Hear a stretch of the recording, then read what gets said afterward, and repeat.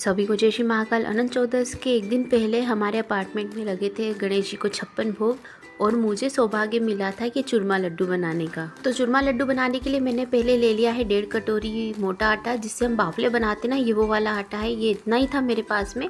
अब इसमें हम डालेंगे जो हमने सिंपल आटा होता है ना, रोटी जिससे बनाते हैं, वो मैंने 2 कटोरी लिया है।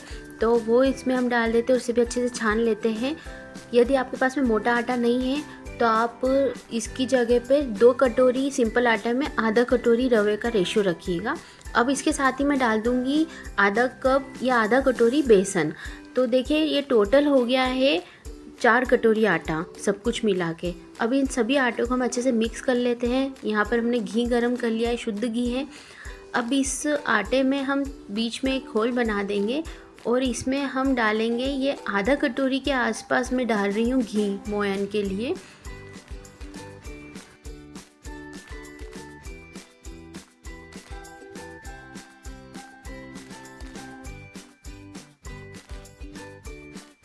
देखिए घी हमें इतना डालना है कि जब भी आप इस तरीके से लड्डू बनाए ना, तो लड्डू बनना चाहिए, मतलब आपने अच्छे से मोयन डाला है तो आपके जो मुठे हैं ना बहुत अच्छे बनेंगे।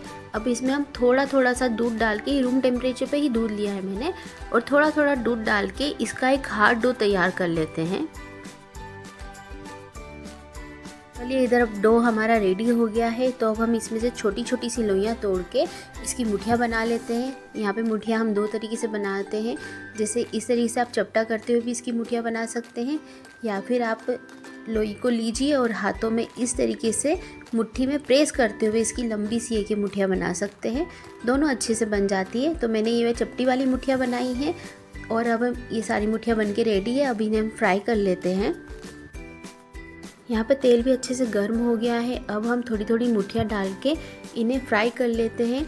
मुठियाँ तलने में हमें करीबन 15 मिनट लगेंगे और गैस की फ्लेम को हम मीडियम टू हाई रखते हुए इन्हें हम अच्छे से फ्राई कर लेते हैं।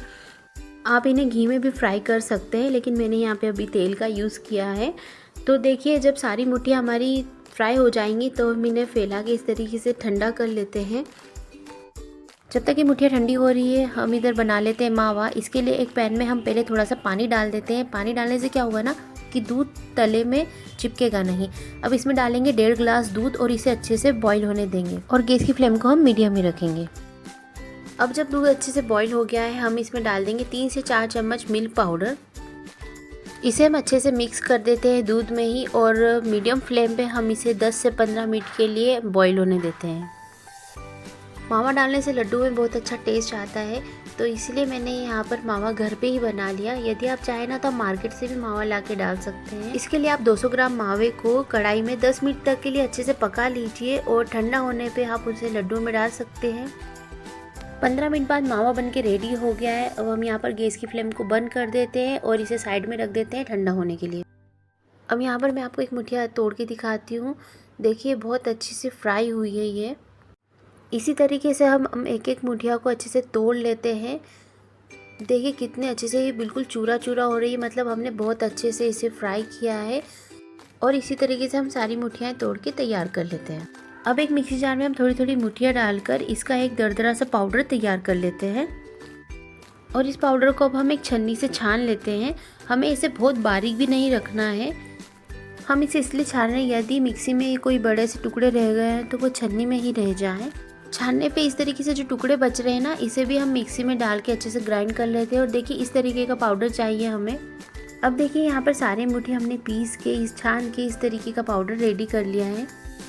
एक कढ़ाई में 2 चम्मच शुद्ध घी लिया है मैंने और इसमें डालेंगे 8 से 10 बादाम है ये, जिसे मैंने रफली चॉप किया हुआ है। थोड़ी सी पिस्ता की कतरन है और 2 चम्मच मैंने इसमें डाला है कोकोनट पाउडर। यहाँ पर आप जो भी ड्राई फ्रूट्स डालना चाहते हैं ना वो इसमें डाल सकते हैं। जब ये हल्के से रोस्ट हो जाएंगे तो अब हम इसमें डालेंगे 5 से 7 चम्मच पॉपी सीड्स, जिसे खसखस के दाने भी कहते हैं। और इन्हें खसखस के दाने को हमें बहुत ज़्यादा रोस्ट नहीं करना है, बिल्कुल हल्का सा ही सेकेंगे। अब हम गैस की फ्लेम को बंद कर देते हैं और अब इन्हें निकाल लेते हैं। ड्राई फ्रूट्स हमारे रेडी हो गए हैं। अब इसी कढ़ाई में हम 1 चम्मच शुद्ध घी लेंगे और इसमें डालेंगे 1 मुट्ठी किशमिश और उसे भी हम हल्का सा रोस्ट कर लेते हैं। और यहाँ पर हमारे अब सारे ड्राई फ्रूट्स रेडी हो गए हैं। जिस कप से मैंने आटा लिया था ना, उसी कप से मैंने यहाँ पर 2 कप शक्कर ले ली है और इसे पीस के हमने एक शक्कर का पाउडर रेडी कर लिया है लड्डू में डालने के लिए। तो यहाँ पर हमने जो मुठियों का आटा तैयार किया है उसमें सबसे पहले डाल लेंगे मावा जो हमने बनाया था, उसमें डाल लेंगे सारे ड्राई फ्रूट्स, साथ ही इसमें डाल देंगे 2 कप शुगर पाउडर। देखिए हमने 2 कप शक्कर ज़रूर पीसी थी, लेकिन वो 2 कप शक्कर ज़्यादा हो जाती है पाउडर फॉर्म में, तो इसलिए यहाँ पर हम नाप के 2 कप शुगर पाउडर डालेंगे। साथ ही हमने डाल ली है 1 चम्मच इलायची पाउडर और 2 चम्मच हम खीर में डालने का जो मसाला आता है ना, वो इसमें डाल देते हैं। तो अब यहाँ पर हम सारी चीज़ों को हाथों से मसलते हुए अच्छे से मिक्स कर लेते हैं।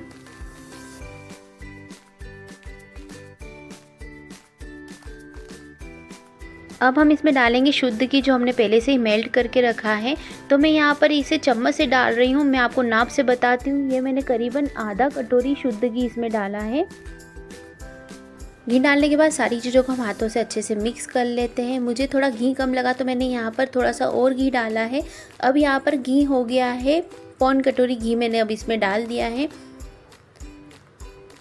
अब यहाँ पर मैं लड्डू बना के देखूँगी। देखिए लड्डू अच्छे से बन रहे हैं, मतलब अब इसमें घी की आवश्यकता नहीं है। यदि आप लड्डू बनाते और लड्डू नहीं अच्छे से बने तो आप इसमें और थोड़ा घी डाल सकते हैं।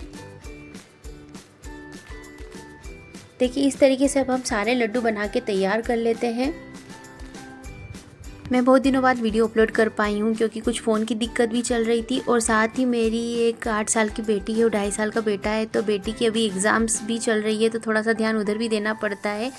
जो हाउसवाइफ मेरी तरह वीडियो बनाते हैं वही जानते हैं कि एक छोटे बच्चे के साथ में वीडियो शूट करना और उसे एडिट करना कितना मुश्किल हो जाता है। लेकिन अब मैं कोशिश करूँगी कि वीडियो कंटिन्यू बनाती रहूँ और वीडियो अपलोड करती रहूँ। तो अगर आपको रेसिपी अच्छी लगी हो तो प्लीज़ वीडियो को लाइक कीजिएगा। मेरे चैनल पे यदि आप नए हैं तो प्लीज़ चैनल को सब्सक्राइब कीजिएगा। अब मैं आपको यहाँ पर एक लड्डू तोड़ के दिखाती हूँ। देखिए कितने दानेदार और सॉफ्ट लड्डू बन के रेडी हुए हैं। वीडियो पूरा देखने के लिए थैंक यू।